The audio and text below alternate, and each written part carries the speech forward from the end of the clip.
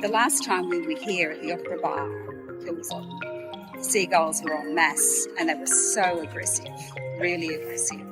People were scared, and certainly children were very scared.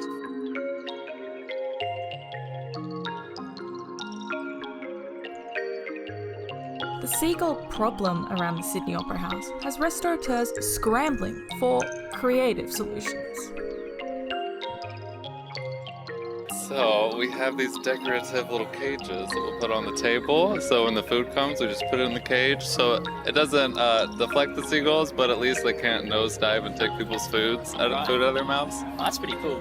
We also have some squirt guns with water. So when they come close, we can just kind of let them shoo away, you know? Oh, nice. Just shoot it. At Sydney's Opera Bar, staff have experimented with high-tech and lo-fi approaches. We spoke to Opera Bar manager Steve Davis about how they protect their patrons from seagulls. The closer they were to the water, the higher the risk there was of them being attacked. Particular menu items used to be very popular with them, so you would almost be warning people when they got chips or a certain type of pizza, say, be aware of the seagulls. So it was very much an intrusive part of our operation. We did not enjoy it. We've had a kite that was shaped like a fork, and we would fly it from the end of the seawall. We partnered with the Opera House and did a very tall robotic owl on top of a pole that had brief movements that it would do to try and scare the seagulls away. And they ended up perching on top of its head. Finally, the Opera Bar brought in a team of dogs called the Seagull Patrol to scare off the silver gulls. Kathleen from Mad Dogs and Englishmen explains how they got the assignment. We're primarily a dog walking business. The dogs would look at the birds and start chasing them in the parks that we were walking them at. And then we got approached by the Opera Bar and asked if we had a solution to getting rid of the seagull problem that they had. And we thought, yeah, we might as well try. So we brought a few dogs down here and tried getting rid of the birds, and it worked. And now we've been here for 2 years now.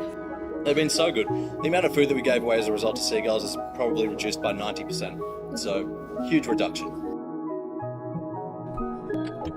The pilot program has been so successful that the Seagull Patrol was made a permanent fixture at the Opera Bar in December 2021. Not everyone is impressed. Here's seagull expert Chris Lloyd. Your initial observation is dog scares off seagulls. Well, yes, of course it does. A dog's a predator. A bird's not an idiot. It's been around for a long time. Gulls will learn the habit of the dog. It's a short-term fix that makes everybody in the restaurant business think, oh, great, they're gulls. After a while, the gulls will go, well, you've only got one dog, and it's up there now, so we'll stay here for it. We'll knock off this restaurant's chips while the dog's up that end.